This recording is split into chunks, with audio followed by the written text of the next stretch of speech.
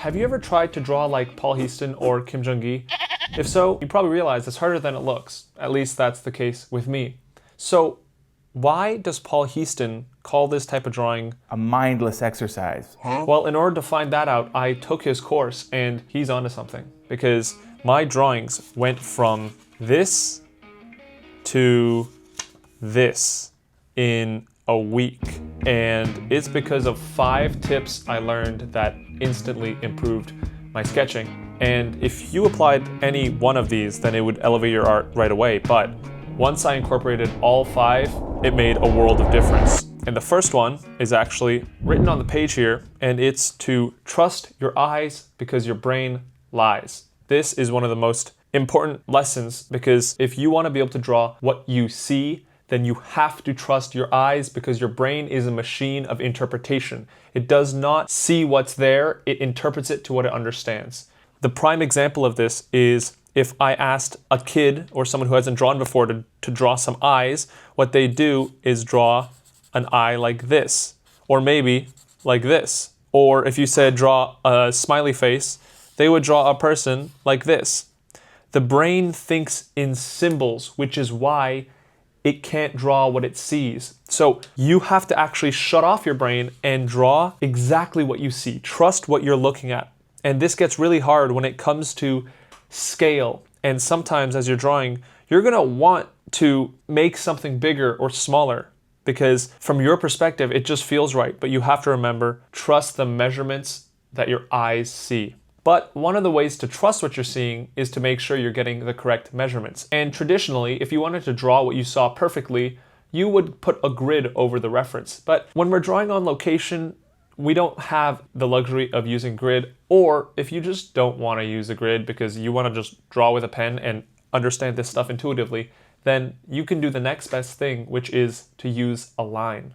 Now, there's an underrated simplicity to just imagining a line as you're drawing your subjects. For example, as I tried to draw this car, using lines would have helped me better measure my proportions, such as the relationship between the edge of the car and the side of the car. You'll see in the reference that this shape is actually much bigger, and I didn't use the line here, but throughout your piece, you can use vertical and horizontal lines to orient the relative positions of other objects. So a straight line across the windshield helped me orient where the tree was supposed to reach. And even in the reference, you can see that the windshield is just slightly above the base of the tree. And using these lines one at a time will eventually lead into thinking like a grid, but most people can't imagine a grid in their head right off the bat, but everyone can imagine vertical and straight lines throughout their piece. So we can sort of triangulate relative positions in our drawing by using straight, vertical, and horizontal lines for reference. Now, if you want to build out your scene to have objects all scale accurately, then you might want to use a more sophisticated method than a line, and this one was right from Paul Heaston's course, anchoring. By the way, this course of his that I watched was on Craftsy, who is the sponsor of today's video. Now, Craftsy is an online educational community of artists, bakers, sewers, and a bunch of other creatives where you can learn whatever discipline you're interested in. For me, I was drawn to Craftsy because they're the only place I found Paul Heaston has his courses. And there's a bunch of other drawing courses as well. But in this 2-hour lesson about how to draw what you see by Paul Heaston, I learned so much, and you guys can learn just as much. And the best news is that it's only $1.49 to study his course, because the first 1,000 people to use my link in the description will get a full year of Craftsy premium membership for $1.49. Whether you're interested in drawing or some other creative outlet, Craftsy has got you covered with over 2,000 classes. So check out the link in my description or the QR code right here to sign up today. And thank you, Craftsy, for being the sponsor of this video and introducing me to Paul Heaston's course, where he talks about anchoring. Now, what is anchoring? Anchoring is using one object to anchor the sense of scale. And the size of every other object is measured in relation to this object. So in this piece, the anchor was my sketchbook. As I drew, every object was related back to the size in comparison to the sketchbook. So as I drew out my leg, I looked at, based on the length of this sketchbook, how much shorter is my leg? And it's about half the size of the sketchbook. So I put the leg down. And then looking at, well, compared to the sketchbook, how far apart are my legs? And you can measure these proportions out. And when you do this, it's another way to shut off your brain and trust your eyes. Literally just trust the proportions based on what you see. And this is super important in POV drawings because the perspective is constantly warping. No matter where you look, your perspective is going to be warped. So this is a huge practical technique to apply right now that'll ensure your accuracies. When I didn't do it, my drawings suffered.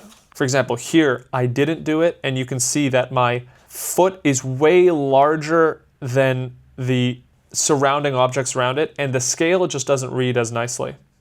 Now, another way to capture the proportions accurately is to just squint. Because as we said, the more information your brain has, the more interpretations it wants to make. So if we reduce the information that our eyes bring in, our brain has less to lie to us about. For example, when I'm trying to draw this car, I start out by just squinting so that I'm able to see the overall shapes. Rather than getting all these individual irrelevant pieces of information, I see the bigger picture. And once I have the bigger picture laid out, only then is the detail relevant. This was another example of how I drew some cars. First, I start out with the base gray sketch, and you can see I didn't get a chance to finish here. I start out with the gray sketch so that I can focus on the overall shapes, and then afterward, I can add on detail where it matters. And speaking of overall shapes, we have tip number 5. This 5th tip is one I heard from my life drawing professor in college. Shout out Mr. Thurman. And it's a way of measuring your proportions at a glance. And that's by using negative shapes.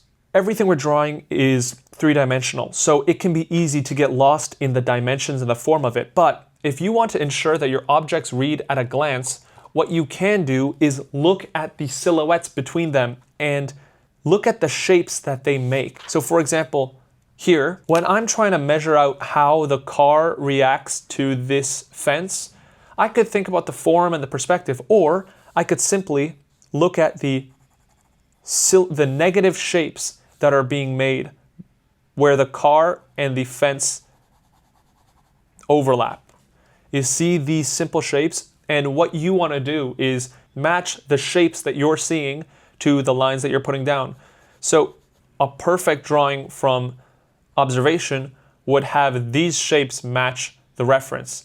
Now, those are 5 tips that have instantly elevated my art, and I think they'll elevate your observational sketching too. And a 6th bonus tip, if you want to improve your art, join Drawing Club. That's a weekly class hosted by me and some other teachers where you get to ask questions and interact in a live weekly lecture. Check it out if that's interesting. And also check out Paul Heaston's course on Craftsy because that thing is a 5 out of 5. I hope you guys found this video helpful. If you did, then definitely check out this video on form because it is the #1 way to draw. And I'll see you guys in the next video.